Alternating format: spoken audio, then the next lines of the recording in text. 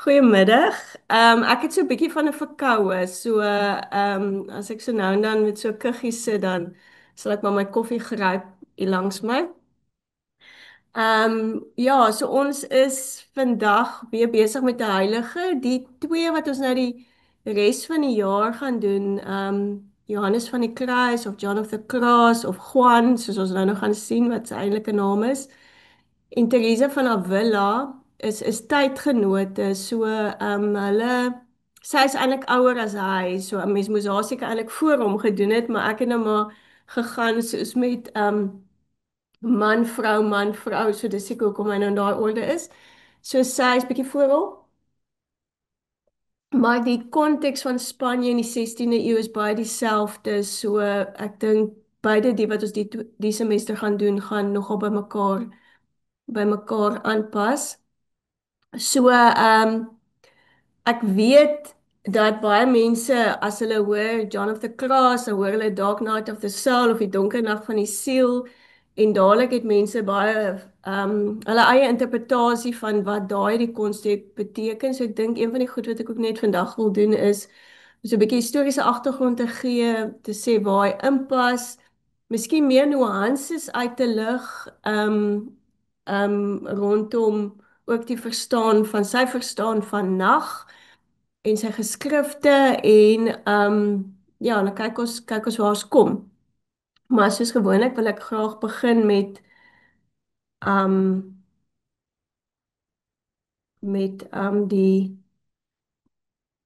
so iets van die historiese konteks. So ek het nou twee prentjies hier op kaarte. Die een aan die linkerkant is net tekenend. Ek gaan nou verduidelik dat vanaf die 8ste eeu, 700 en iets, het so ek wil hê ons moet verstaan hoekom het die 16de eeu Spanje gelyk soos die 16de eeu se Spanje.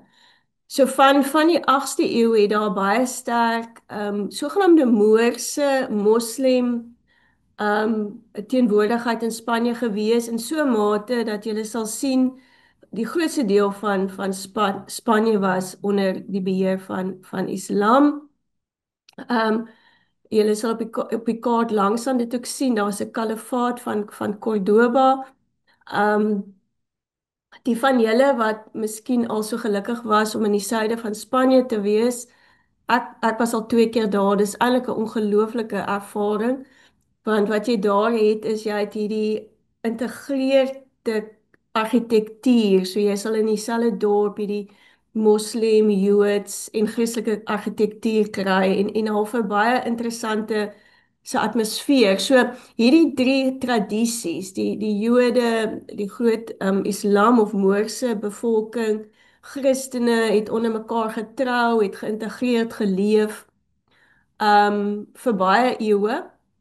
En hier van die 11de eeu af begin jy die idee kry van, ons praat van 'n reconquista, waar Christene begin het om al hoe meer weer hulle beheer te konsolideer.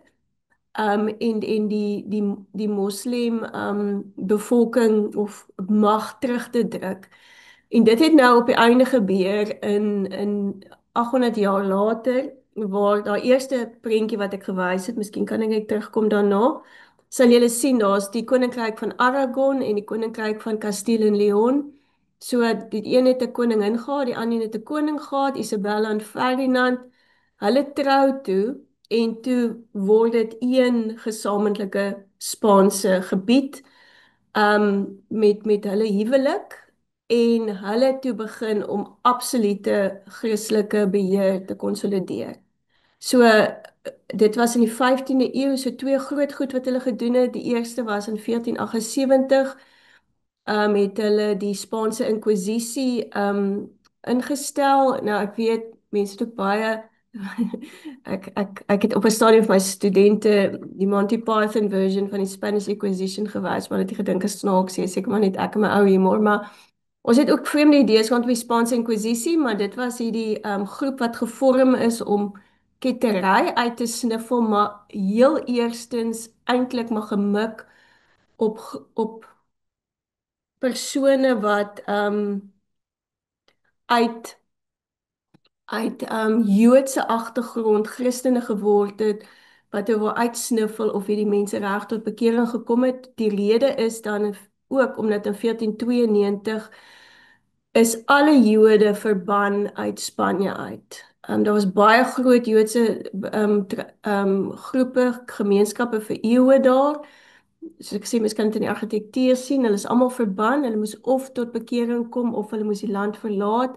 Baie van hulle het dan getrek en in plekke soos Pole ensovoorts gaan bly. Die wat gebly het hulle self nou as Christene gesien, hulle self laat doop, maar die Spanjaarde wat uit ou Christelike families kom, was nie tevrede nie, het heeltyd gedink, maar hierdie mense maak of hulle Christene is, en dit was een van die redes hoekom die Inquisisie daar was, om hierdie mense uit te sniffel.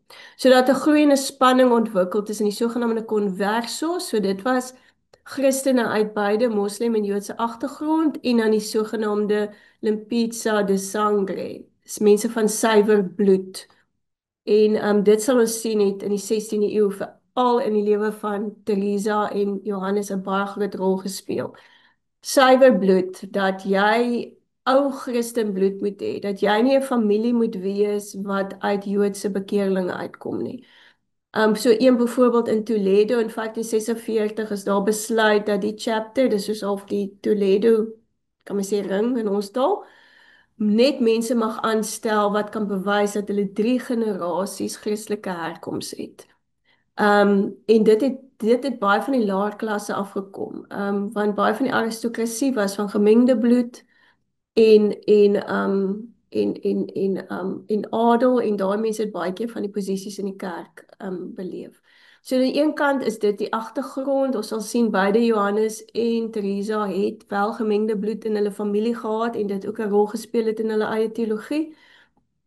Aan die ander kant was hulle beide deel van die Karmeliete orde, en om iets van die Karmeliete te verstaan, die orde het begin by die berg Karmel, rarig soos hierse agtergrond van die eerste van die oudste kerk daar by Karmel. Na die kruistogte in 1206 het hulle reël laat bevestig by die patriarg, maar as gevolg van die inkom van die moslimmagte en die kruistog ensovoorts, het dit te onveilig geraak, en dan is hulle op die ou ende het hulle teruggekeer en hulle het in Europa kan mens sê Karmeliete orde begin.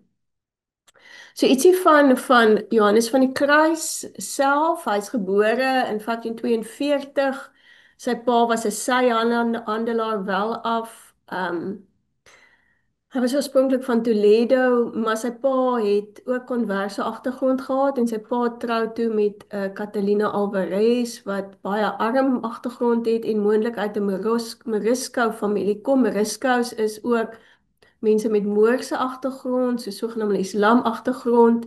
Sy familie het glad nie daarvan gehou dat hy die huwelik aangaan nie, en sy pa het hom onterf. En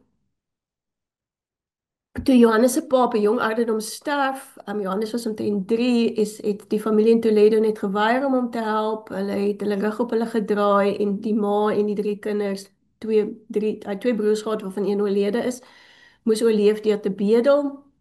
Verskriklik arm gewees, hulle het getrek na Medina toe, en daar het Johannes deel geword van 'n skool wat die koning het 'n klomp skole opgerig vir arm kinders van 'n Christelike agtergrond, en daar het hy geleer om houtwerk, steenwerk en verfwerk te doen. So dis interessant, jy sal sien op 2 plekke waar hy die hoof van 'n klooster was, het hy gehelp met die bou van akwadukte en allerlei argitektoniese dinge ook gedoen.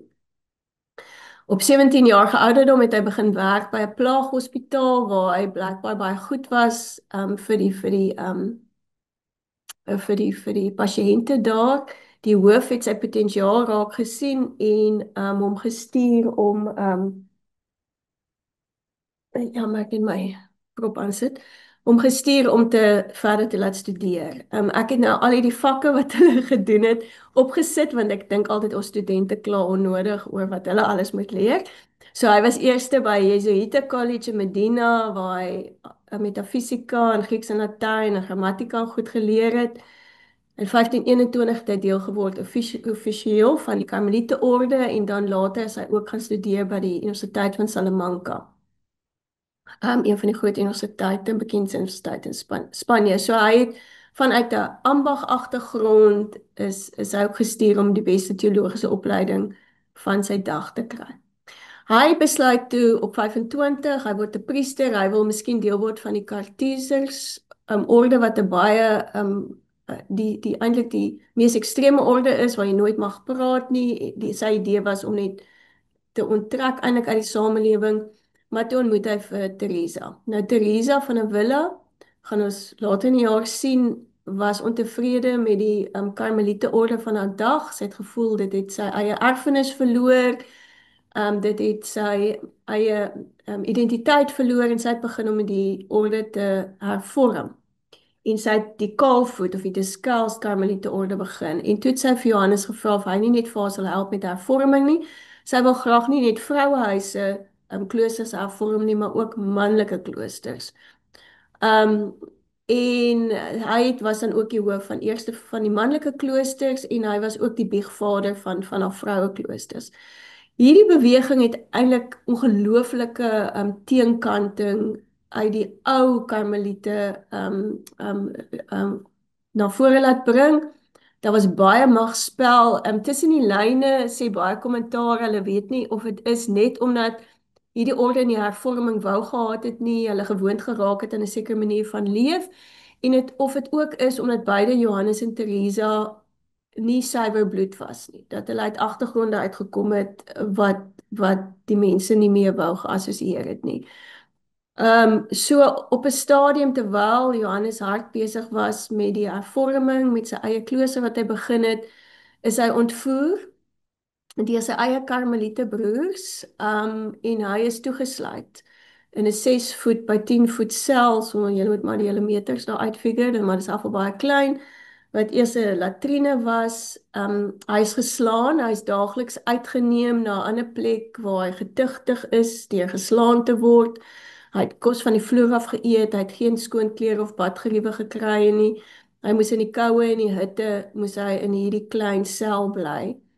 En om die kere wat hy uitgeneem is om geslaan te word en teruggeneem is, het hy 'n goeie verhouding ook met die tronkbewaarder met tyd ontwikkel.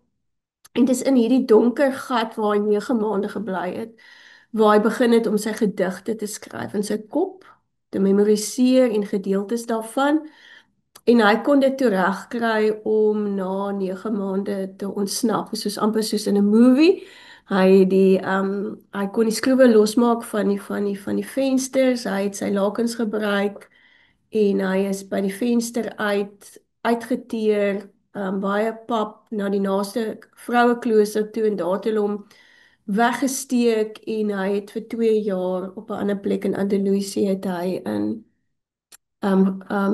een kant gaan bly omdat hy bang was hulle gaan hom weer gevange neem. Ek het nou gedink voor ek aangaan met die storie om net vir julle miskien te lees een van sy gedigte want waar hy toegesluit was in die klooster kon hy die rivier hoor wat deur Toledo vloei. So is net so 2 strofes wat ek vir ons gaan lees voor ek aangaan. For I know well the spring that flows and runs, although it is night. That eternal spring is hidden, for I know well where it has its rise, although it is night.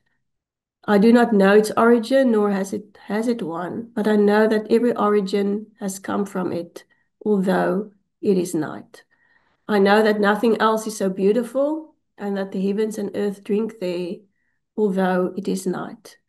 This living spring that I long for, I see in this bread of life, although it is night. Dit is dele uit sy gedig, The Fountain.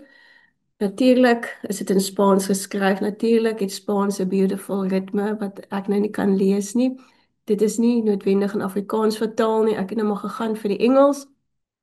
Um, maar iets van sy tipe spiritualiteit kan mens tog hierin sien.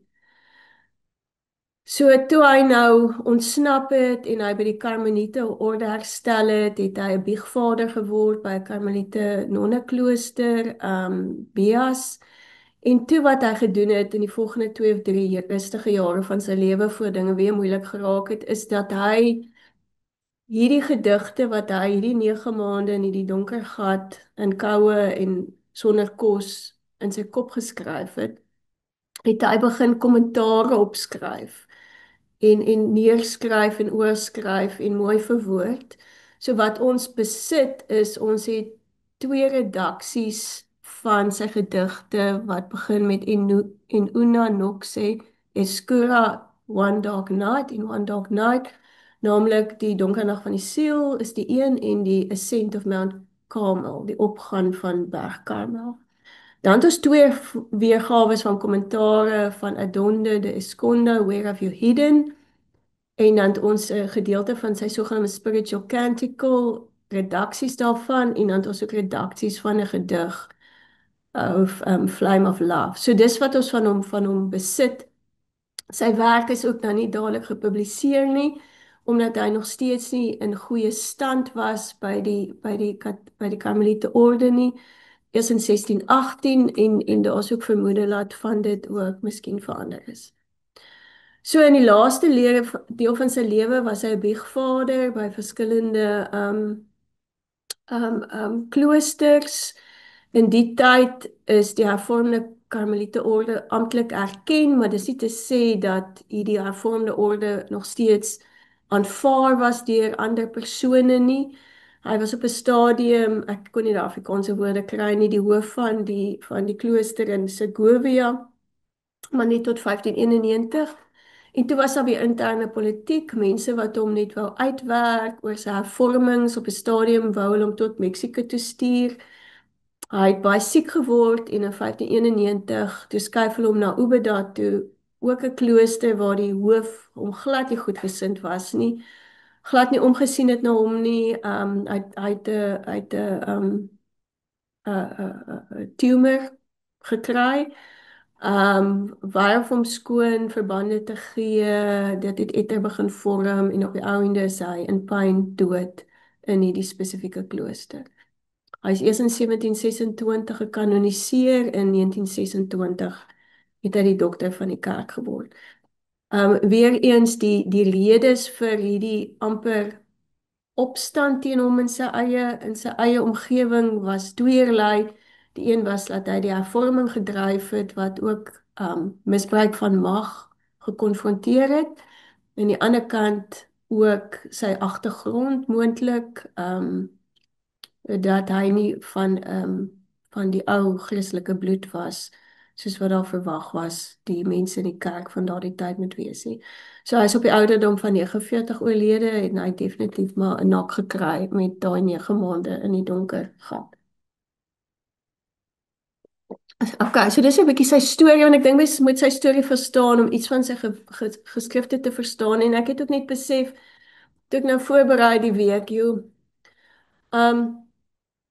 om nou te sê wat het hy gesê is nie so eenvoudig nie. In die eerste plek, hy was 'n opgeleide teoloog, maar wat hy vir ons nagelaat het was gedigte, liefdesgedigte. En hoe pleis hy gedigte uit? Hy het ook gedigte gekies omdat gedigte niks vasvat nie. So wat ek gaan doen is ek gaan een van sy bekendste gedigte lees en dan gaan ek van die temas uithaal wat in sy werk na vore kom. Hy het natuurlik nou sy gedigte self kommentare opgeskryf. So hy het met tyd probeer verduidelik wat hy probeer sê in die gedig, maar ook heeltyd probeer sê dat hy kan ook nie alles verduidelik nie, want ons weet dit was gebore uit 'n ervaring wat hy gehad het. So ek gaan begin met die bekende gedig One Dog Night, o ja, ek het nou vergeet, hier's net 'n die linkerkant. Die linkerkant is 'n skets wat hy self geskets het van Christus aan die kruis. Wat baie interessant is omdat die angles bietjie anders is as wat ons aan gewoond is. En die prentjie aan my regterkant, julle ander kant is waar Salvador Dali. Julle kan dit gaan Google waar hy hy noem dit ook die kruis van Johannes van die kruis. Waar Salvador Dali amper hierdie angle vat om ook Jesus aan die kruis dit te teken. As julle dit miskien wil gaan Google. So kom ons lees net sy Dark Knight. En ek wil hê jy moet agterkom soos ek dit lees, hierdie is 'n nag van verlange en liefde. Ek dink baie keer as mense die eerste keer die woord in 'n Dark Night hoor, dan dink mense dit was 'n man wat geskryf het oor donker dinge en depressie. Dit is ek dink ons moet hom ook anders hoor. In a dark night with anxious love inflamed, forth unobserved I went, my house being now at rest. In darkness and safety, by the secret ladder disguised, O happy lot. In darkness and concealed, in that happy night, in secret, seen of none, seeing naught myself, without other light or guide, save that which in my heart was burning. That light guided me, more surely than the noonday sun, to the place where he was waiting for me, whom I knew well, and where none appeared. O guiding night, O night more lovely than the dawn, O night that has united the lover with his beloved, and changed her into her love, on my flowery bosom, kept well for him alone, kept whole for him alone, there he reposed and slept, and I cherished him, and the waving of the cedars fanned him. So dis iets van sy gedig. Mens kry die idee, mens het so amper 'n gevoel van Hooglied wat ook 'n redelike invloed in sy lewe gemaak het. En ons moet ook onthou in meeste tale, hy het in Spaans geskryf, ook in mystieke gedigte in Nederlands, Oud-Nederlands en in Duits, is siel altyd vroulik. So hy, Johannes, praat oor homself in die vroulike formaat, omdat die siel vroulik is. En die idee van die mystieke tradisie is die vereniging van die siel en God. So daar's altyd so spel bietjie op taal. So hy het gedigte geskryf vanuit ervaring, hy het beautiful gedigte, hy word beskou as een van die beste Spaanse digters ooit. En in hierdie gedig probeer hy iets verwoord van soeke en so iets van om 'n eenwording van Christus kry in al sy werk, maar ook die idee dat hoe nader ek aan God beweeg, hoe verder beweeg ek van beelde en vorme en figure, godsbeelde, uitbeeldings, idees, mens beweeg weg van dit af. So in die 14de eeu is daar net so 'n bietjie agtergrond te gee, het John Garson 'n onderskeid gemaak. Hy was by die fakulteit teologie in Parys tussen die sogenaamde Theologica Mystica en die Theologica Speculativa. En dan het hy die Theologica Mystica gedefinieer as iets wat beliggaam word. Die rol van die erotiese speel 'n sentrale rol. Dit is baie performative, so dit word uitgeleef. Dit proe en verlustig in kennis. Dit keer skolastiese forme of spekulatiewe forme van teologie om. Dit dop hom op sy kop. En dit destabiliseer die idee van ken. Ek ken nie eintlik, so meer ek ken, beweeg ek na 'n plek waar ek nie ken nie, of unknowing in Engels.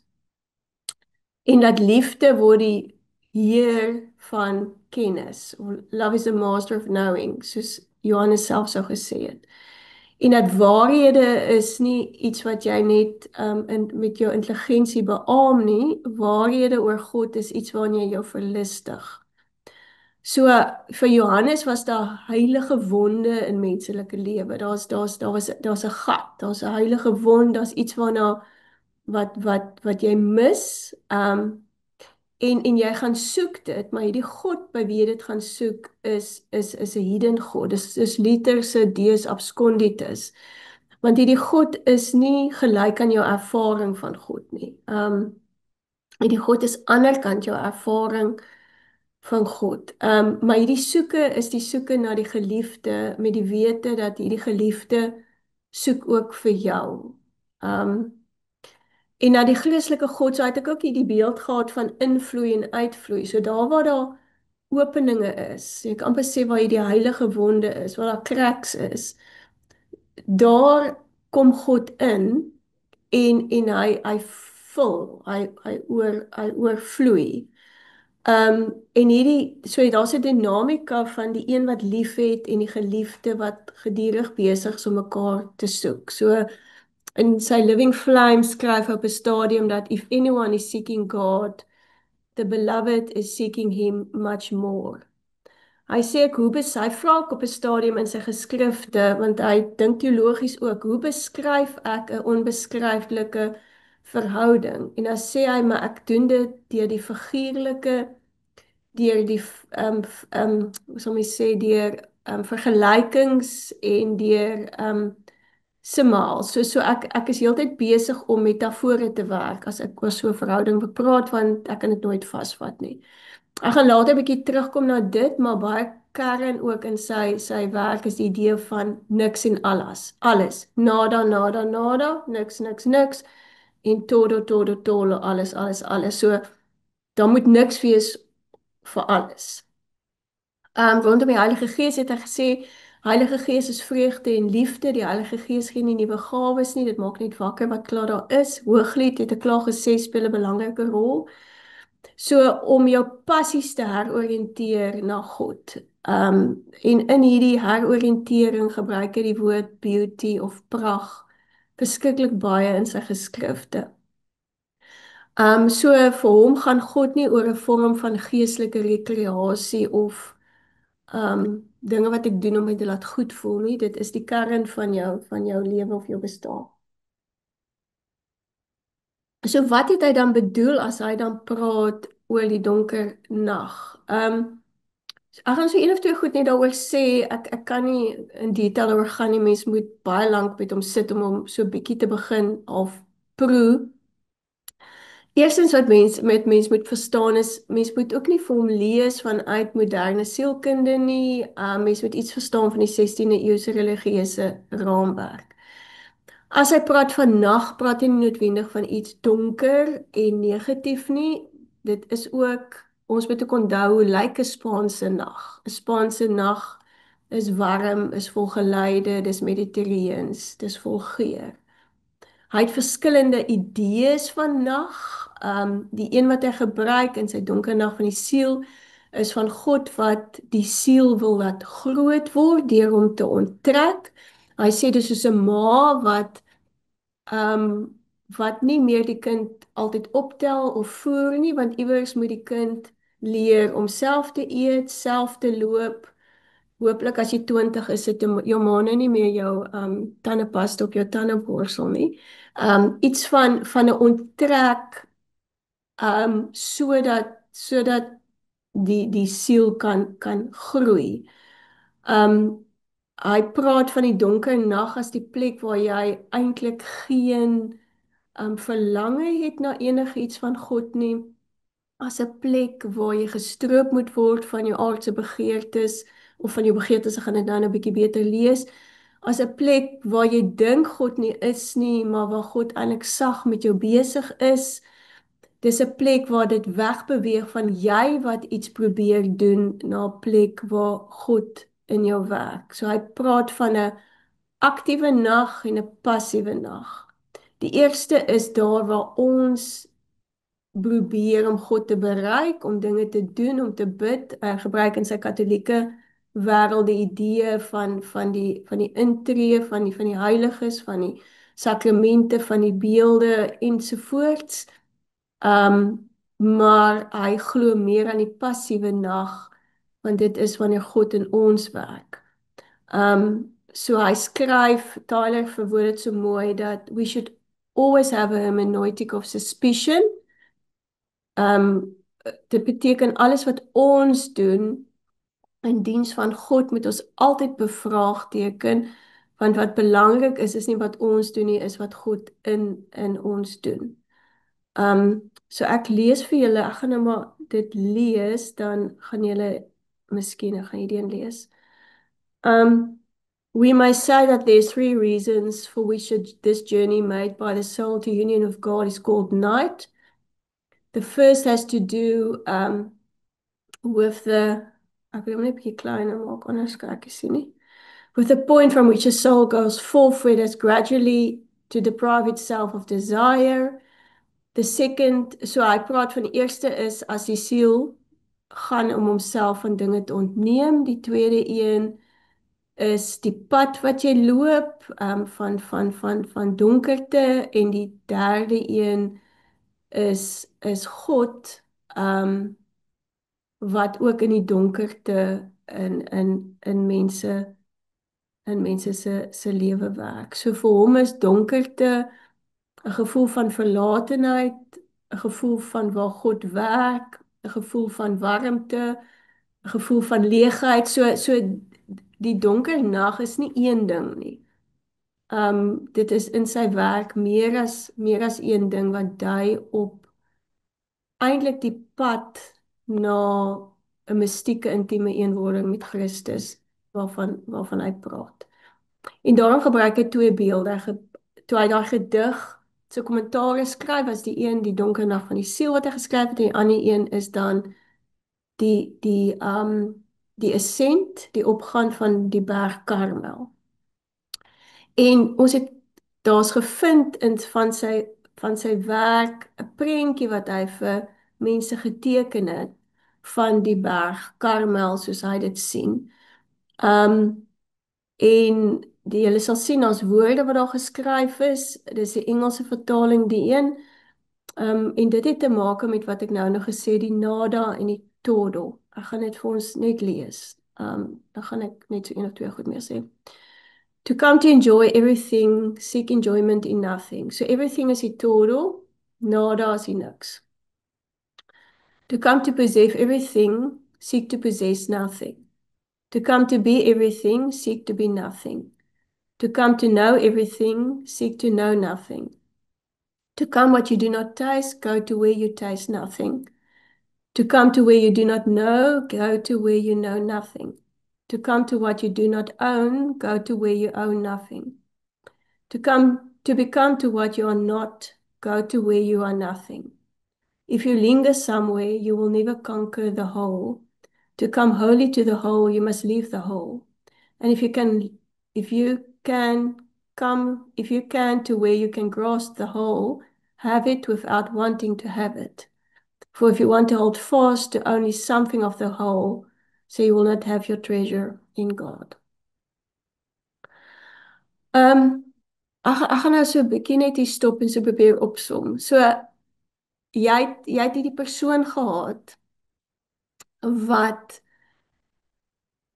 die kern van sy is baie soos Julian of Norwich en seker is in die kern van sy, ek wil nie sê boodskap nie, die kern van sy godservaring was 'n gedig en gedigte wat hy geskryf het toe hy toegesluit was in 'n donker gat en eintlik gedink het hy gaan doodgaan. Van absolute verlatenheid. En hierdie gedigte wat hy in sy kop geformuleer het dit geword wat hy die res van sy lewe mee besig was. Deur kommentare, dit te oordink, te oorskryf, dit daaroor te reflekteer. En daarom is dit verskriklik moeilik om te sê dis die teologie van Johannes van die Kruis of dit is die boodskap van sy donker nag van die siel. Want jy is besig met poësie. En selfs in sy kommentare, sê ook heeltyd maar hy probeer so ver moontlik iets verduidelik wat hy nie regtig kan verduidelik nie. Maar wat mense dwarsteer sy werk raak sien, is dat hy ervaar dat om gevul te word deur God, moet jy jouself stroop, en dit het ons by ander heiliges ook al gehoor, moet jy jouself stroop van dit wat jy dink jy moet doen om nader aan God te kom, en jy moet jouself stroop van dit wat jy dink God is. Beelde, idees, verwagtinge, en jy moet toelaat dat God jou soos 'n ma wat die kind leer om self te loop, dat God jou in 'n sin verlaat, is wat hy die woord gebruik. Want as jy na die einde van sy gedig kyk, die donker nag wat ek vir ons gelees het, is dit in daardie verlatenheid wat hy dan op die ou ende toelaat dat God op sy bors lê en jy hierdie intieme ervaring beleef waarvan hy praat. Hy het nooit beklei teen dit wat aan hom gedoen is in die 2 kere wat hy in arrest was, in die 2 kloosters nie. Hy het iets van dit gedra in sy lewe. En die produk was eintlik digkuns. So ek wil eintlik nou maar ook hier klaarmaak, want dat die ding met mystieke teologie, of met, as ons praat van heiliges in die middeleeue, het baie van hulle een of ander mystieke ervaring gehad, is dat daai ervarings gewoonlik verwoord word in gedigvorm of in beeldvorm, omdat dit eintlik liefdesgedigte is. En ek dink wat ek gaan daarmee klaarmaak, so wat net deurkom in Johannes van sy werk dwarsteer, is dat hy wel baie hard praat teenoor die idee dat jy bid vir bid, dat jy ervaring soek for the sake of the experience. Dat jy 'n beeld aanbid of intree of die Eucharis doen of enigiets doen wat hulle in hulle kerk en al dag gedoen het, for the sake of. Want op die einde is alles net middele om uit te kom by God self, wat dan ook sy geliefde was, die God wat hom dan ook gesoek het. So ek gaan nou maar hier stop. Soos julle kan agterkom, mens praat oor jou woorde. Ek dink, my ervarings, ek dink mens moet my net met sy gedigte sit vir 'n ruk. En dit lees, en dat jy die gedigte toelaat om met jou te praat. So ek weet nie, ek gaan nou kans gee. Dis nou Zoom, so ek sal tog, ek dink, sien as iemand 'n vraag wil vra. Ek gaan miskien kyk of ek vir ons 'n prentjie kan kry. Ja, gaan sommer hierso los. Ja, ek dink ek het hierdie een, ja, ons stop sommer hier by hierdie prentjie. Is daar enigiemand wat iets wil vra?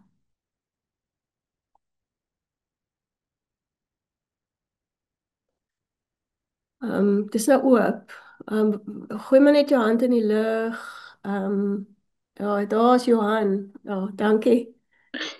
Liesel, dankie. Ag, miskien wil ek sommer net 'n opmerking maak wat Johannes se waarde vir my is, om met gewone lidmate te werk, is die hele gedagte dat hy sê op elke gelowige se pad kom daai punt wat jy die donker nag van die siel beleef, wat jy nie kan bid nie, wat God afwesig is, en dat jy dit as die normale proses van jou verhouding met die Here moet ervaar, want in die donkerte is God juis aanwesig. Ek weet nie of hy die beeld gebruik of waar ek het gelees het nie, van soos die uil wat in die nag, as die kar se ligte, nou nie die kar seker nie, hy sou nie daai beeld gebruik het nie, maar as die ligte in 'n uil se oog in die nag skyn, dan is die uil onmiddellik verblind deur die helder lig en iets daarvan by Johannes van Mm. die nabyheid en die lig wat my sodanig verlig dat ek dit as donkerte Mm. beleef. Dis my amper half die waarde van Mm. Johannes as ek sommer net daai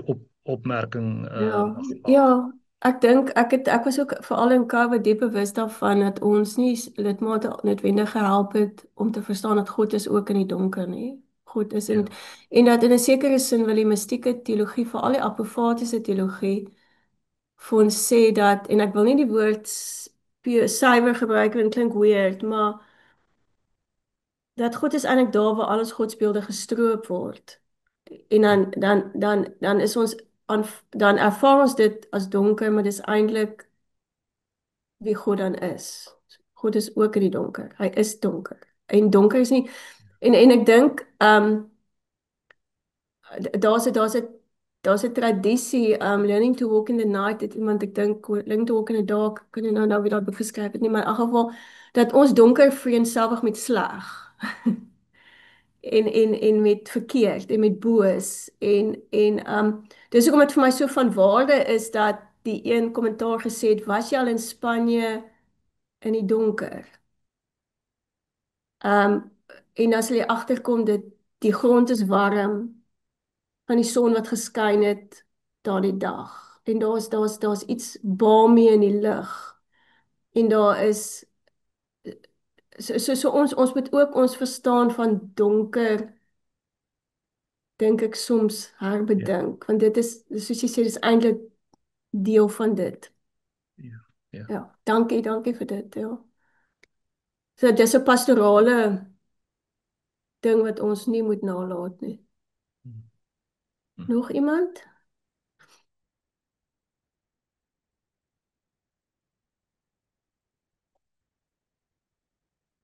Ek kan nie almal sien nie, so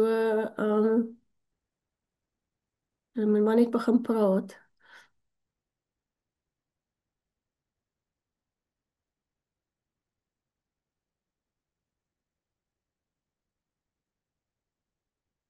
Het kan maar 'n opmerking wees, dit hoef nie 'n vraag te wees nie. Liesel, Mhm. dis Elna hier. Hi, Wil jy Anna. net kyk in die chatbox? Ek het net nou gesien daar het vrae deurgekom. Ja, maar weet jy, Ehm ek sukkel om daarby te kom en die Zoom werk mos nou anders as Teams, so ek dink ek moet miskien stop sharing, dan gaan ek meer goed sien. Ja, nou kan ek bietjie meer sien. Nou sien ek by die chat. Okay, dankie. Uitstekend. Mhm. Okay. Goed. Wanneer is hy heilige verklaar is die een vraag. Dit was eers in 17 something. En die interessante is daar sal begin met sulke pogings na sy dood, maar redelike tyd na sy dood en die materiaal wat bymekaar gemaak is het dan materiaal gehad van sê net maar die tronkbewaarder, mense wat met hom te doen gekry het, wat dan vir sy sagtheid en sy pastorale um, inslag van die sagtheid en gentleness van God, daai tipe witnesses oor hom. Maar die kerk het nog vasgeskop, so dit was eers in 17 iets. Maar ek dink ons moet regtig verstaan die absolute um, ding oor gemengde bloed in Spanje in die 16de eeu was nie iets wat jy kan ignoreer nie. Um, um, en eers ek dink as toe daai politiek verby is en wat van hom dan onthou is het toe die proses bevorder maar die een persoon wat sy geskrifte bewaar het en al gepush het vir dit vroeër was self iemand wat uit 'n konverse agtergrond was wat ook uitgeskei was uit sy eie klooster agtergrond. Ja. Ja. So sy lewe daarvan getuig, as ek dit so kan sê, maar om dit te erken, moes daar half 'n generasie as doodgaan. Die ander interessante is natuurlik ook dat baie van sy goed ook net nie in Engels beskikbaar was tot in die 19de eeu nie.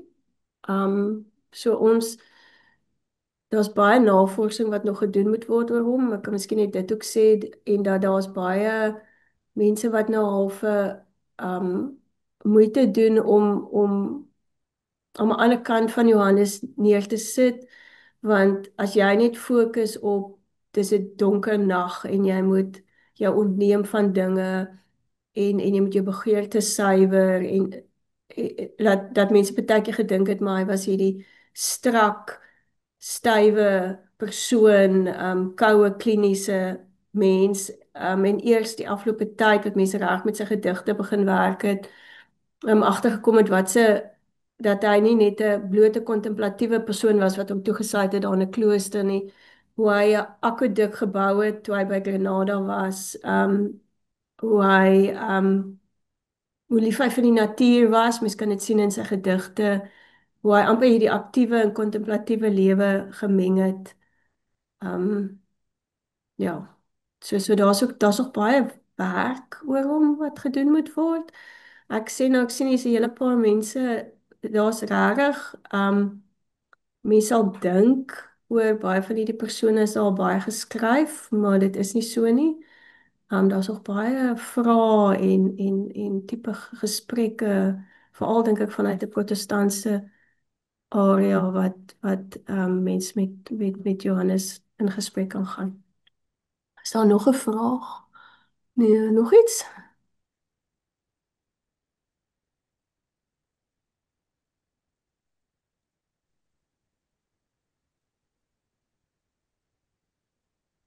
Ja, Johan. Ekskuus, ek maak sommer net 'n opmerking. Ja. Loreen McKenneth het 'n Mm. pragtige lied geskryf oor hierdie Dark Night of the Soul.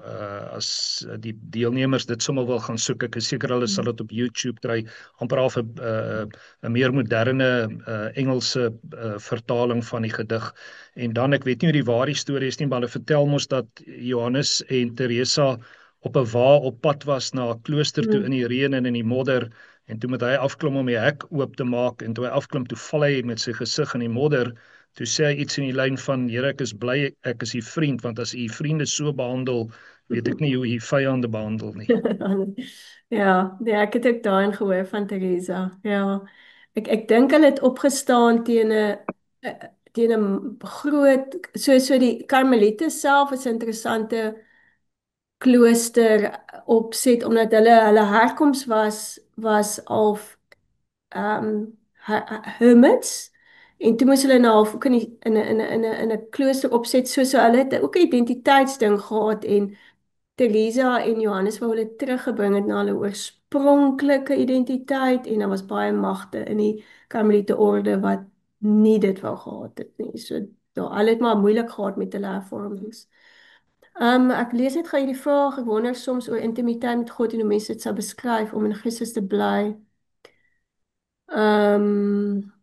Ja, ek dink ek begin al hoe meer waardering hê vir die lees van Hooglied. Ek dink as jy gaan kyk na die mistieke tradisie van Bernardus van Clairvaux, eintlik voor dit al die vroue soos Harderwyk en Mechthild en Johannes van die Kruis, dan dink ek nie wil ek dit verduidelik nie. Ek wil ook nie sê dis hoe wat mens moet dink nie. Ek bedoel, ek wil nie dit sê nie. Ek wil nie die opmerking maak is dat dit vir my toenemend net verras is dat sonder om te blik of te bloos, sonder om twee keer te dink, en dit was nie net hulle, dit was van Origenes kerkvaders dwarsdeur, het die kerk deur die eeue net spontaan aanvaar, omdat hulle tekste allegories gelees het, spontaan aanvaar dat Hooglied gaan oor Jesus en die kerk. Dit was net vir hulle spontane acceptance van dis wat dit is. En ons weet almal Hooglied is redelike erotiese, intieme gedig. So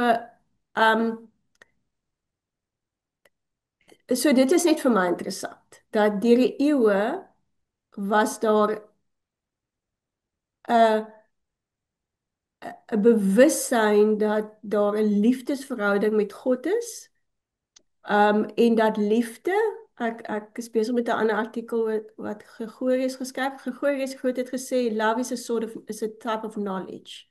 So ons praat baie keer van wat is kennis? Hoe lyk kennis? Hoe werk kennis? En deesdae sal ons dan sê mense het verskillende tipes intellek.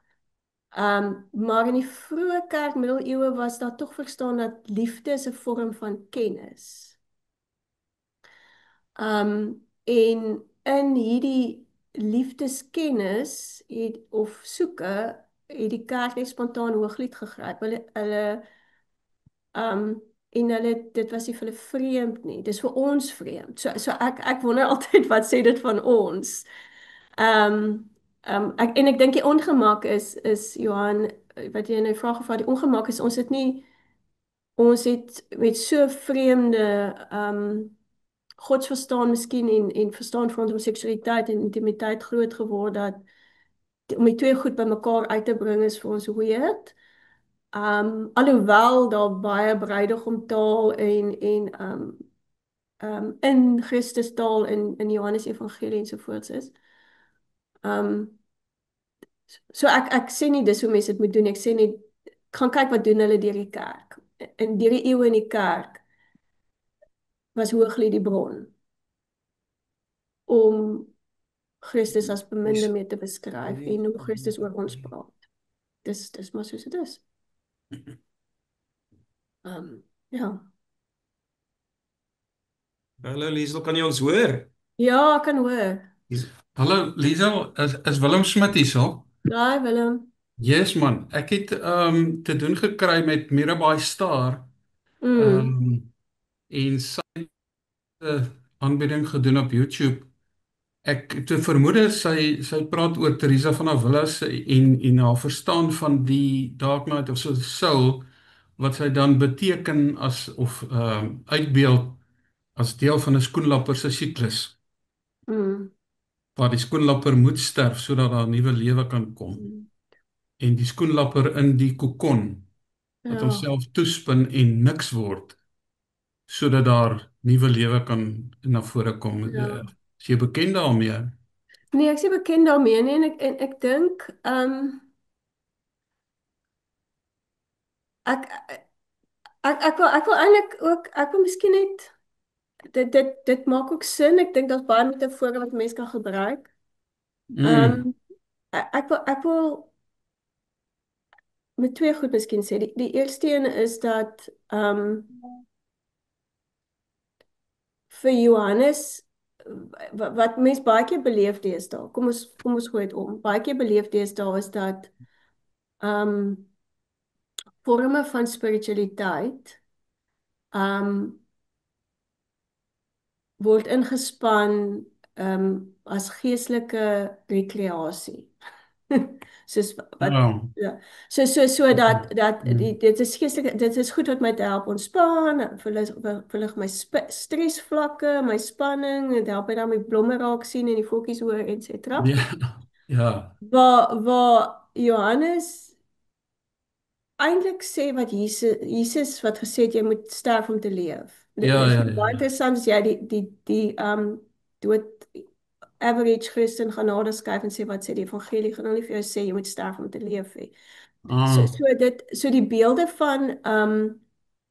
van niks is gekompliseerd want dit beteken eintlik alles. So ek is so bang baie keer dat mense taalgebruik wat of nie of die leegheid romantiseer Mm. Of aan die ander kant mens wees of menslikheid of humanis negeer. Ja, ja. Want dan is die mens niks. Mm. Dis nie een van Mm. die twee nie. En Ja. dat jy iemand so en dat jy um hierdie persone wat sulke ervarings gehad het normatief maak. Ja, ja, In die ja. sin van Met die bedoeling. dis presies wat met Mm. jou moet gebeur tipe ding. Terwyl ek dink Ja, hulle nee. almal net op die einde wil sê dat ons moet ons moet nie speel, ons moet nie dink is 'n speelietjie nie. Mm. Ja. Um ja, en hoe ook al taal jy wil gebruik en dan op 'n pastorale vlak het Johannes Mm. gesê die ergste wat kan gebeur is as jy in 'n donker nag is dat jy die verkeerde spiritual advisor het wat dan vir jou gaan laat verstaan jy het iets verkeerds gedoen en dan Mm. gebruik hy Job se vriende as 'n voorbeeld Yep. en sê die enigste ding wat jy kan doen as jy 'n goeie spiritual advisor is vir iemand is om gentle te wees. Mm. Mm. Mm. Um dis dis dis soos dit is. En Dankie, ek Lady. dink Dankie. as jy ook gaan lees wat hy skryf is die Bybel is altyd geïntegreer. So dis beelde vanuit die Bybeltekste wat hy dan Mhm. hergebruik en her. So ons kan beelde gebruik wat vir mense help. Maar tussen daai twee spanninge van um dis nie is nie iets wat ons moet romanticize nie en aan die ander kant Mm. dis nie iets wat um ons moet so verkondig dat niks in ons mens wees. Hy was baie gemaklik met die lyf, byvoorbeeld. En menslikheid om tussen daai twee velde te beweeg. Is maar complicated. Ja, ek sien hier so 'n vraag. Ja. Jo, dis 'n interessante een oor Andrei Brink. Ek dink dis Sheila Cousins ook. Daar's baie van hierdie goed in ons Afrikaanse digters. Um en skrywers wat ek dink somebody kan wel 'n bietjie navorsing doen. Um om daai goed op te tel. Um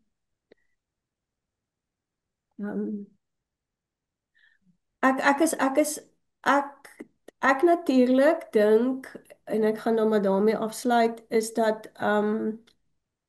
hierdie vorm van gestroopdheid wat ons vind in persone wat hulle self nooit as heilige sou gesien het nie. Ek dink dis ook belangrik om te verstaan.